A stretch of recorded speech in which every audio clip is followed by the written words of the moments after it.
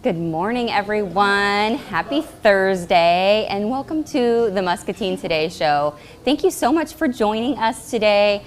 We have some fun stuff in store for you.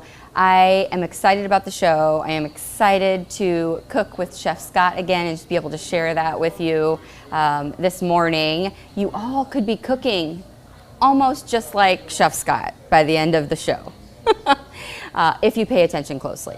So I want to start off, just like every day, thanking our sponsors of the show, Hy-Vee for the Market Grill Express Studios, our friends over at Toyota of Muscatine, CBI, and our friends at Lutheran Living. Thank you so much for sponsoring the show and making this all possible every single day, Monday through Friday, that I get to spend with you all.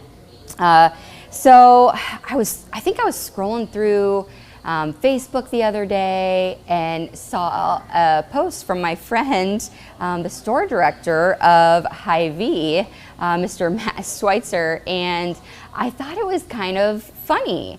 It's a trend that I actually apparently is legit. I thought it wasn't legit, but it is. So I want to show you what a trendsetter Matt himself has been in starting all of this. I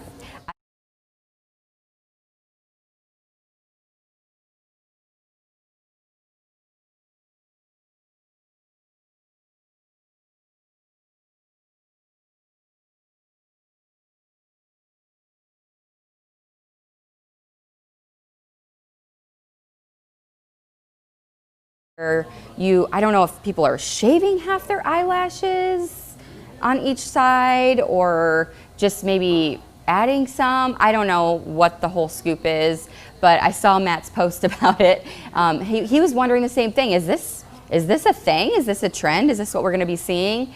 And I thought that I would give him a show of what he would look like if he decides to be a trendsetter. So Matt, there you go. That is what you could look like if you follow in the trend of having this, I don't know what to call it, half lash look. So I don't know. I think it looks pretty good on you. So let us know if you try it out and how things go, and whether you decide to shave half those lashes, maybe get some falsies for the ends, or what you decide on that. We want to know. Keep us updated, and I will update everyone on the show. So, so don't put anything on Facebook that you don't want me to make into some sort of meme or funny photo. They laid this editing software in my lap, and suddenly I feel like I can do anything with a photo. And so beware, everyone, all my friends. Anyway, so on with the show. There are a couple special national days today. Our friends over at Lutheran Living sponsor this segment of the show where we talk about national days. And every night, the night before the show, I look through and see what national days are coming up for the next day, and it's fun. I have actually started learning a lot about history and different things that happen and different things that are important to people. But one of the national holidays today, so it is National Bobblehead Day. And I actually found out that there is a bobblehead museum and Hall of Fame. So I found a video kind of explaining what that is and where it's at with the two founders of the Bobblehead Museum and kind of how it got started. Who would have thought that someone would start this? So we have a video to show you explaining all of that at the National Museum of Bobbleheads.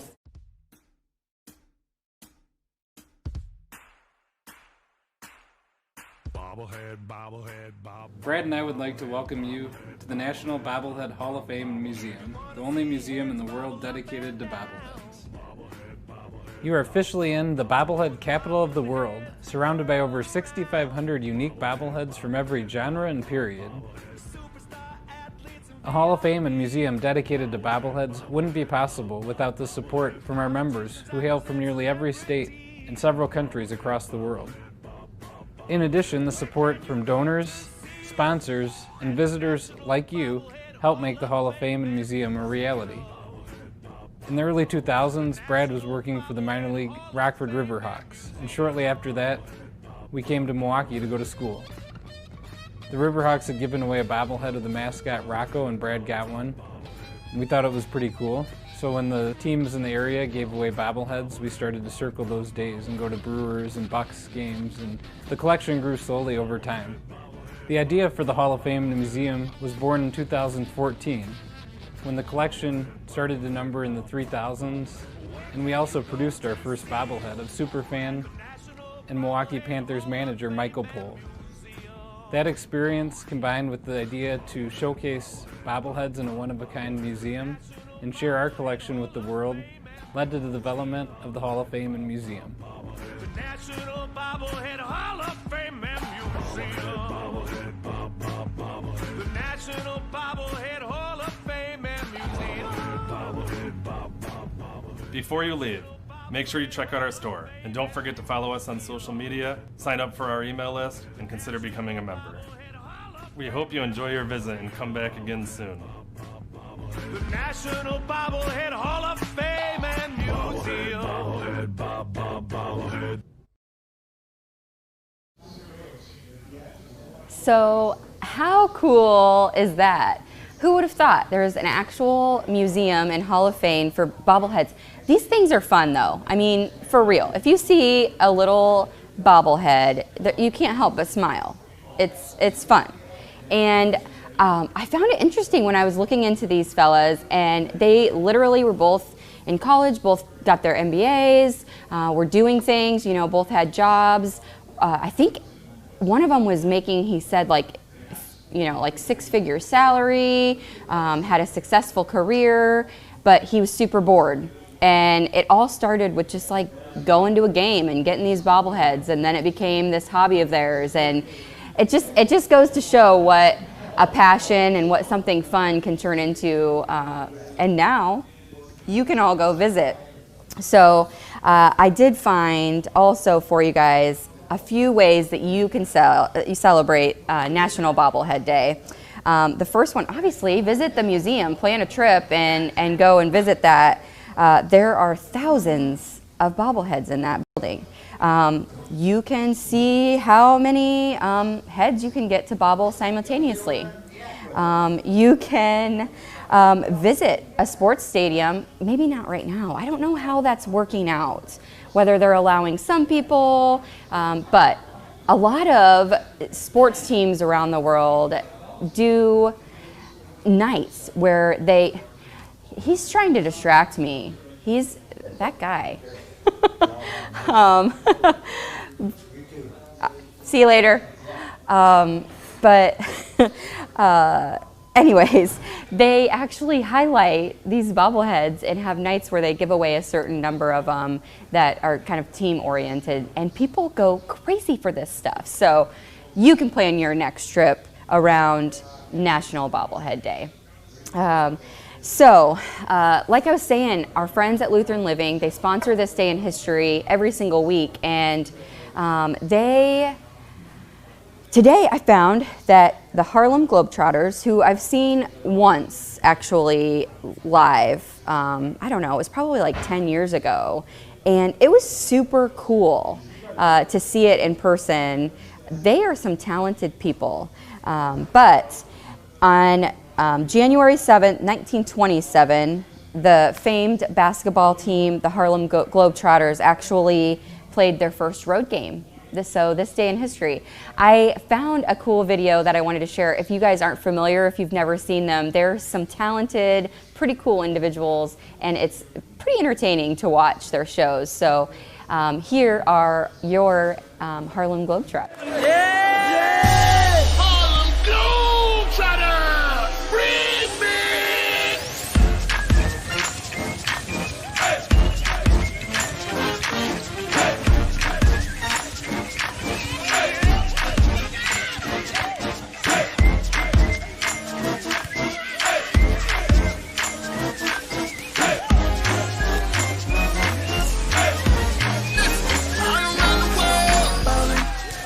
Ballin',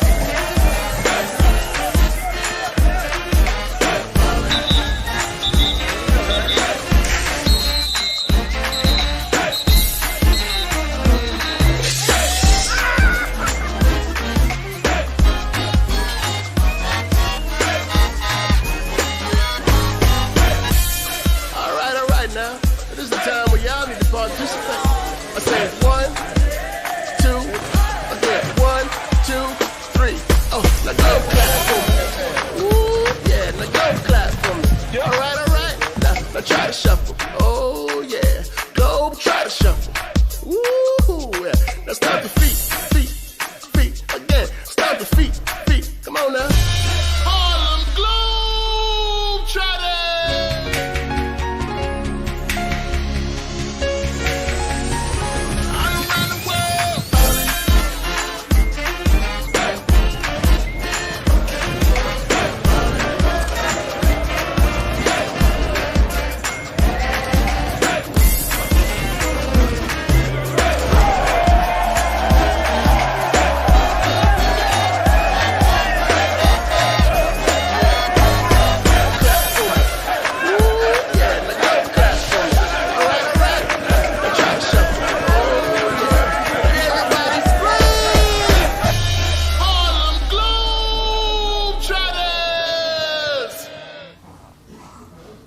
Seriously, how cool are they?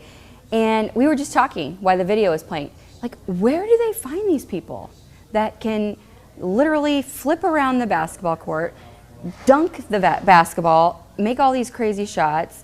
I don't know. I mean, I might start practicing and see if I can get on the team. It's not gonna happen.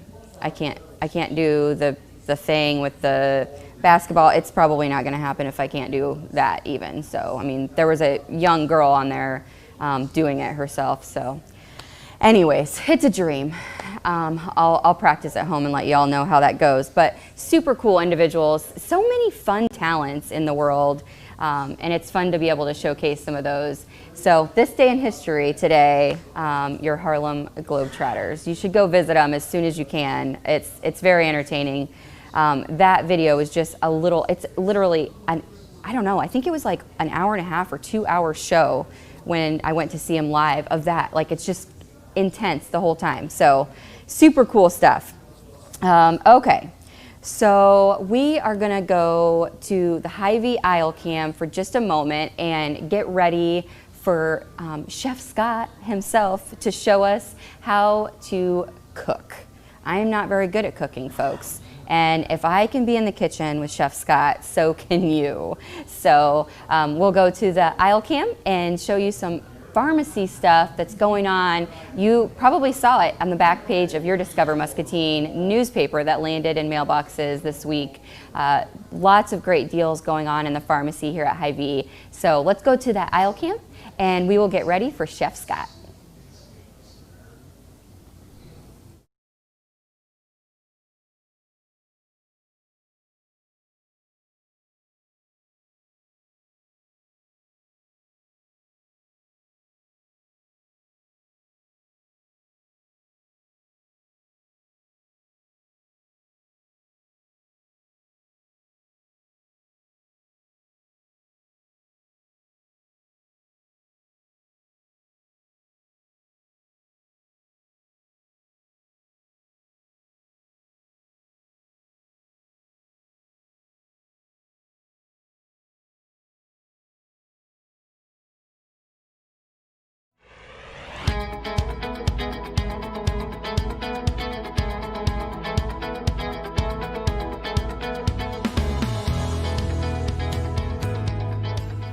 Morning, everyone. Chef Scott here.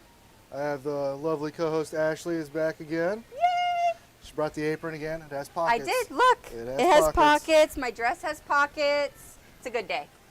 So we're going to start out today. I'm going to make a traditional bolognese sauce. Super easy. I'm going to kind of twist it up a little bit and add some Italian sausage. So I'm going to make a lasagna today. The traditional bolognese sauce will have beef and pancetta. Pancetta is kind of hard to come by sometimes, so you can substitute ground pork or ground beef with ground beef, or if you only want to use beef, only use beef. You only want to use pork, only use pork. Not going to hurt my feelings. You do you. Not going to hurt my feelings. Okay. But, so first thing I'm going to start here is I have Graziano's Italian sausage. It's from Des Moines. These brothers make really, really good sausage, and we have it here, and I decided to use it today. Yum. So we're just going to brown this up, boil off all the water, drain the grease, and while that's cooking, we're going to start cooking the bolognese, which is going to be a nice tomato sauce. I'm going to add some basil in there. It's going to look probably a little different than what you would traditionally think a lasagna sauce is, but this is the point of this show, right? Right. Got to try something new. And you guys will be able to get the recipe when he's all done Oh yes. and make this at home. I will have the recipe posted up here, and then I'll have papers. If you want to pick up the papers to take the recipe home, I'll have them all printed out, ready to go. Sweet. So we'll start that browning under kind of a medium heat. Let's preheat this pot because we're going to make a sauce, and I don't want to splash everywhere. I know you got an apron on, but you know, let's not get super messy. let's not get crazy. Let's not get crazy. Or we could. So start off the traditional bolognese. We use a mirepoix, which is carrots, celery, and onions. I know it sounds kind of weird starting a tomato sauce off with a mirepoix, but it has to be done, and it is amazing. It has to be done. It has to be done. Pan is warm. A little bit of oil. Oh, beautiful noise. Beautiful noise. So we're going to get this cooking down, soften up the onions, get them nice and translucent.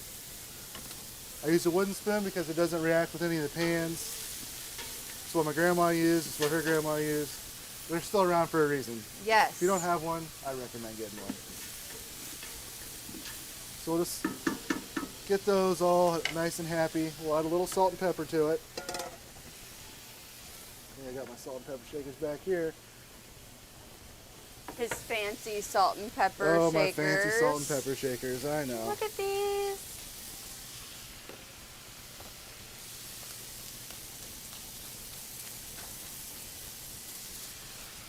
Yum. So this is going. You just kind of want to monitor a little bit. So we're just cooking this stuff until it gets a little soft, until the onions are Gets cooked a little all the way soft because through. we're gonna make a sauce. It's gonna simmer a little bit, and so the vegetables will soften up a little bit. But I kind of want to bring out the sugars in the vegetables a little first. Gives it a better flavor. Gotcha. Now, the thing about the bolognese is you can cook it for 10-15 minutes and use it, or you can cook it all day if you want. It doesn't matter. Like you can sit this on the stove for 6 hours. Just make sure if you're running a little low on liquid, add some water, add some stock, add some wine. Just make sure to cook it off. Is it better to cook it longer or shorter? It really doesn't matter. I cook it longer. It just kind of tends to work out a little bit better for Gotcha. me that way. Okay.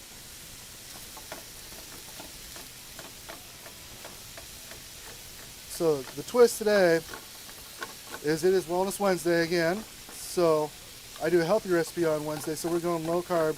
I'm using zucchini in place of lasagna noodles. And so earlier I used the mandolin. If you don't want to use the mandolin because you're afraid of mandolins, just use a knife. Slice your zucchini really thin. I put a little salt on it and put it in the oven for a little bit to kind of soak out some of that water. Because as you're baking, it'll still taste fine, but it's going to get kind of a more liquidy at the bottom. Yeah. At the bottom, you're going to see that and you're like, man, how do I get rid of that? Just stick it in the oven, kind of dehydrate it a little bit. You know, Gotcha. it's not a big deal. So Yeah, nobody wants soupy lasagna. I have these in the oven. You can kind of see them steaming. So they're not browning, they're just kind of dehydrated. I'm going to stick them back in just for a few more minutes. Yeah. But you just kind of want to make sure they're thin. You want to get them as uniform as possible. This is why I use the mandolin. If you use the mandolin, you can use it. They have cut gloves to make sure you don't cut your fingers. They have attachments to make sure you don't get your fingers close to the knives. I used mine like the first time. I've had one forever and ever, and I just never used it because it scared me. I used it for potatoes, and I lived through it, you guys. I feel like you guys can do it too. It's not hard. It's not hard. You don't have to be the fancy chef on TV doing 100 miles an hour. Because Right. we've all seen the TV shows where they go 100 miles an hour and Yep. then they end up calling for the medic later. Chop their fingers off. So, Slow and steady wins the race. and since I'm using this Italian sausage today, I'm gonna lower the salt content in my sauce a little bit because there is some salt in here, and you don't want to oversalt it. You can't take salt away. But if you could smell this sausage, I recommend Graziano's Italian sausage a lot. It looks like good. it's- It looks like good sausage. It's local. You can tell the difference. It's local. These guys take care of their customers. They take care of everybody else. They were nice enough to ship their product here so we could sell it here. So Yeah. You can tell that it's like quality. And they have several different versions. They have a really spicy version. Now, if you want really spicy, by all means, buy the really spicy version. Stick it in there. We're just gonna break this up a little bit. This is only about a pound, so not too much. And I have a 9x13 baking dish that we're just gonna fill up. It's not a very deep one, but this is our 9x13 dish. Make sure it's oven safe. Does it matter? Does it matter if like what type of dish you use? Like, do you recommend like ceramic? Is it I metal? have a ceramic. It doesn't matter. It kind of depends on like the thickness of it. If Sure. you have a really thin aluminum pan, you got to be careful of the bottoms and Yep. things like that. It just kind of depends on your oven. I use the ceramic pan. I have glassware too. Sometimes I think the glassware just kind of looks pretty. Yeah. Why not? I can see the individual layers. Yep. And Kind of know it as works it out cooks really through. well. So this is almost done here, and these look like they're Getting well. there. Yeah, we're looking good. Onions are translucent, so we'll start adding the other stuff. So right here I have whole tomatoes that I hand crushed. You don't have to use your hand, you can use a spoon. I had a glove, so I crushed the tomatoes just because I don't want the seeds to get broken. If you break the seeds, sometimes it gets a little bitter. And so I just kind of want to crush them as soft as possible, but I also want to, use whole tomatoes. I don't want minimal processing. Right. I have a little bit of tomato That looks paste. really good. A little bit of tomato paste here. And this pot's not all the way full. I can still see the bottom. It's not making a terrible amount of sauce. It's making enough sauce so I can do this. I have about 8 cloves of garlic. Let's get them all softened up in there. And this is where it's going to, it smells really good over here, guys. I got carrots, celery, and onions. I think it should be made a candle. I don't care. It should be a candle. It should be a Us candle. a candle. Make the mirepoix candle. You always smell at Thanksgiving, somebody's cooking the turkey, you're like, man, what is it? You want to have all the carrots, celery, and onion to make the stock, or you make the stuffing? Yep. It smells so good. And my final one, I have fresh chopped basil. I'm just going to stick a little bit of that in there. And we're just going to let this cook for about 15 minutes, 20 minutes is as short of a time as I would go.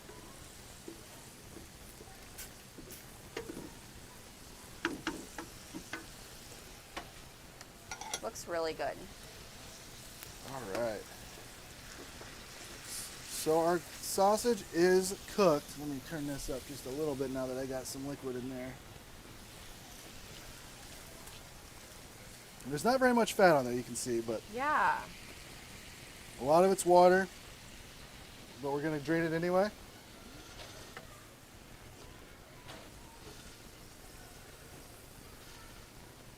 Now I have a grease trap here, so I wouldn't recommend putting. I was just gonna say that. Don't do this at home. So we're gonna add all the sausage in here, and we're just gonna let this simmer and get all happy. Some of the residual fat's gonna get inside there, and it's gonna make the sauce taste great. So we're just gonna let this simmer. And boy, does it smell good.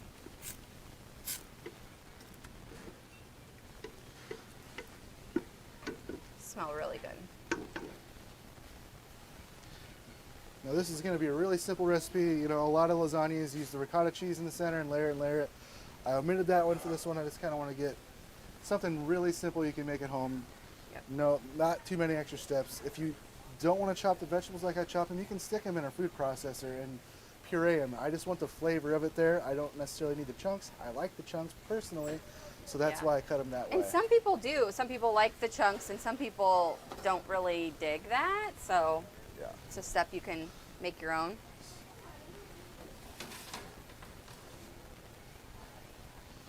So here is our noodle substitute for the day. So low carb, super easy. It takes on a lot of different flavors. It's not a really flavorful vegetable, Right. but it's summertime. Everybody plants a zucchini for some reason, and then they end up with all of the zucchini in the world and they don't know what to do Yeah. with it. So you can make the noodles. You can do what I did here, slice it really thin, and make a lasagna with it. I'm going to glove up here. These are still pretty hot, so I wear the gloves it's kind of like a little protective barrier. Protect his little hands. my little hands. Aw. I don't want to get them too hot. So I got these right here. You can still see the water. You can see the water in some of them. Yep. A little water is going to happen. And So do you want to put down the wax paper too? Is that going to help kind of take some of that water, or it does? it helps with the dishes when you do. You know, It does help with the dishes. it keeps We them all from love sticking that. to the bottom. It's a little, because they're going to dry up and, kind of Yep. rip them off at the bottom, and you just kind of want to keep them whole. And for these bottom layers, I don't really care how they look, as long as the bottom's covered. Yep. It doesn't necessarily have to be all covered, because it's almost going to be like a casserole. So the bottom layer is okay. I only make the top layer pretty. So As long as the top layer is pretty, you're going to be okay. And you want it to be pretty even. I Yeah. mean, not perfect, but You know- you don't want one side to cook faster than the other side, I no, assume. so I only want one layer down here, and since I use the mandolin, I know all the zucchini are the same size. Yep. So, Gotcha. and I'm reducing the sauce down quite a bit.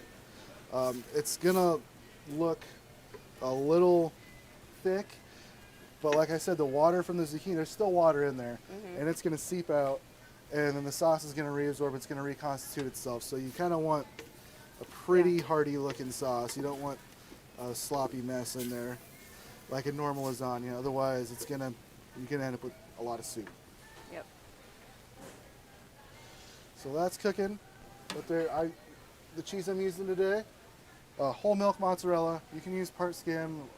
We sell whole milk here. The reason I use the whole milk, it has a really good melting quality and melting consistency. You get that TV stretch that you always see, and you're like, how do I Yeah. do that? The mozzarella cheese I buy doesn't ever stretch. Yep. It's probably part skim, and so the Yeah. skim milk mozzarella doesn't stretch as much as the whole milk mozzarella. Gotcha.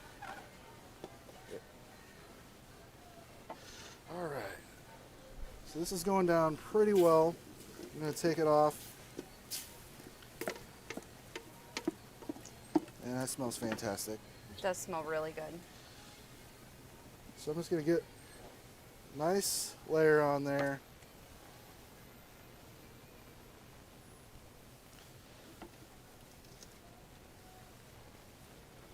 And you can see I have all the vegetables on there. Because I like chunky marinara sauce. Call me crazy. Call me crazy, but I like chunks. And then if you don't want a lot of cheese, if you don't want to use cheese, don't use cheese. I mean, you want to just make it like this, that's fine. If you want to use, plant-based proteins, use plant-based proteins. This dish could be made vegan really, really easily. Really easily. So I just have a little thin layer there. Then, if you want to go pretty, Obviously, we want to go pretty. we'll just do a spiral.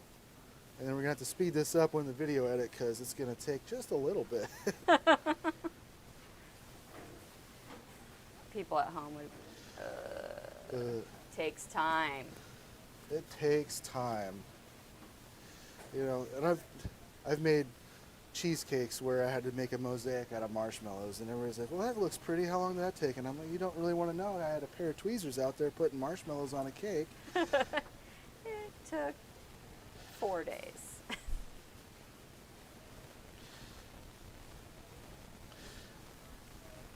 But you're going to want to just kind of go around in a little spiral, and then it's going to make just this lovely, lovely little picture for you. And then you can add just a little bit of cheese on top, get the nice little brown. Or Parmesan, fresh grated Parmesan, that gets a nice crisp on top as well.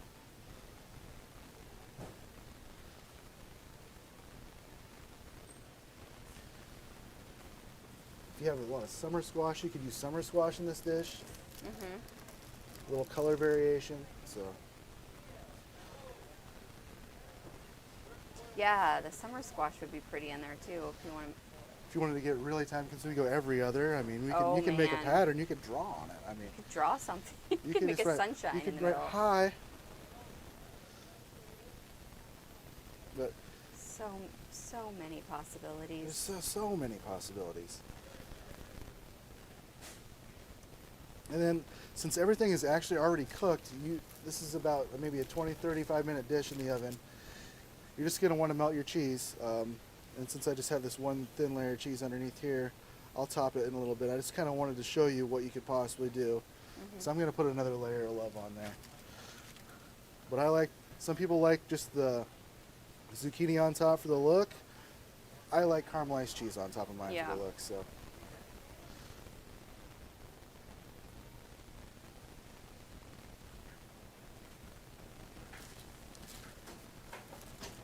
And today I used 5 zucchini, so this will give you about 2-3 layers, and they weren't very big. They're not going to be like the big ones that your mom or your grandma says, I have all this zucchini, I don't know what to do with it, let's make some zucchini bread. I can teach you how to make zucchini bread, but I mean, these are normal size. Just normal size zucchini. These are the normal size zucchini. If you have the really large ones, this will go a whole lot faster. Takes like 3 slices, and then you got a layer. But we're not taking the easy road here, folks. All right, so you know that we have a nice little shingled layer that looks really pretty. That I'm gonna ruin with some more sauce. I just wanted to see, this is what it could look like if you wanted. Yeah. And so you can leave that as your top layer, or you can add some more cheese. Yeah. Add another layer. I've added Parmesan cheese to it before. I've added, because the kind of Parmesan cheese gives you a nice little crisp. Yep.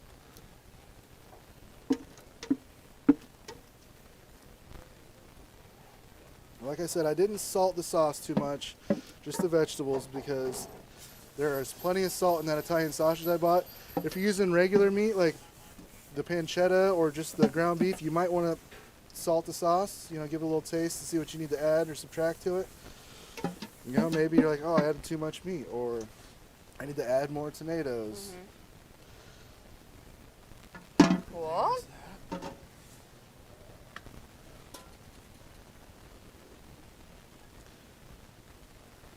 And then we're going to cheese up this layer like a boss here. Heck yeah. The cheese looks really good. Like it looks fresh and yummy.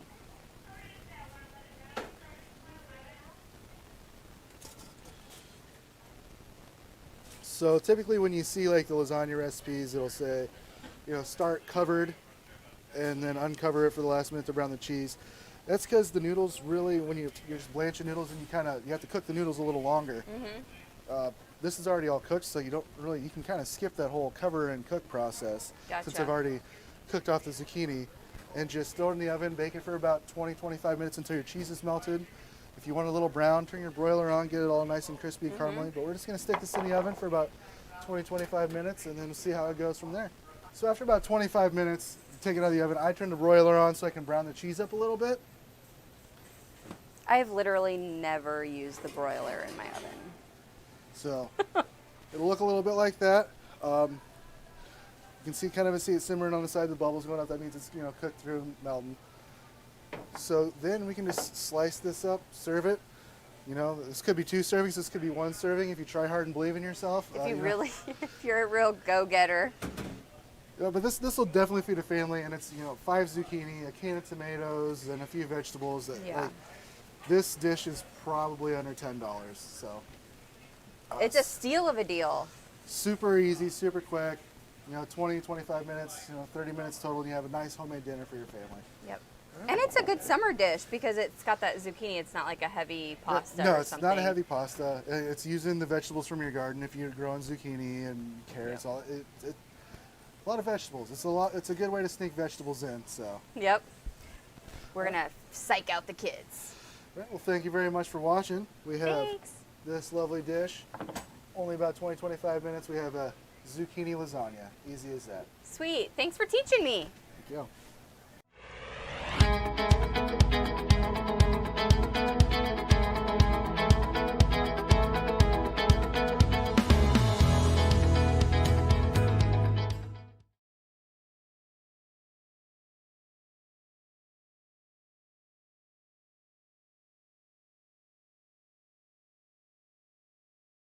Kitchen with Chef Scott. We're going to do that more often in the new year for you all to learn to cook and to hopefully be better at it than I am. So I wanted to again, just thank you all for joining. I have one last thing to share with you before we leave you for the day. There are a lot of great deals on your back page in your Discover Muscatine that landed. But if you missed out, I wanted to share this specific one because I know we're all changing our insurance and doing a lot of those things in the new year, and Hy-Vee has a great deal going on if you decide to transfer your prescriptions to the Hy-Vee pharmacy. You can do that either at the big store out here on the north end, or you can do it on the south end down at Main Street. So here it is, guys. It is transfer and save. So if you decide to transfer your prescriptions from wherever they're at, you can, first of all, when you first do that, you get $1 off per gallon on your fuel saver. Super cool. Then the second coupon is after you refill your transferring prescriptions, you earn a free meat bundle, which is a $50 value. And then the third thing, that's not all. The third thing is after you fill your transferring prescriptions, you also earn a $100 Hy-Vee gift card. That is an amazing deal. So if you're thinking about changing, definitely think about Hy-Vee. Such nice people, convenient drive-through, all of those things. I know the convenience is what we're all looking for, especially when it's chilly outside. We don't want to get out of our cars. You can just drive right through and do that. Super easy. They can help you with the transfer, and just call your local Hy-Vee pharmacy and they will help you with that and get you started on this transfer and save deal.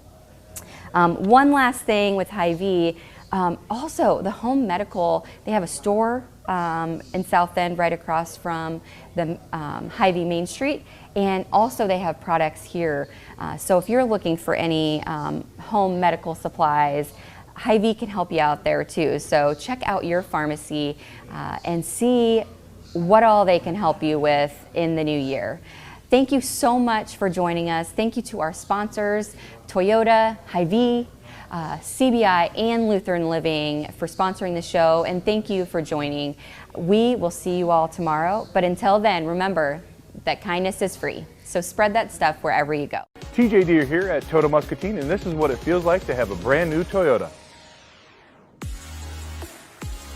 It's the new car smell. It's the new stories. It's the new adventure. It's the memories. Come and see us for your 2020 Toyota.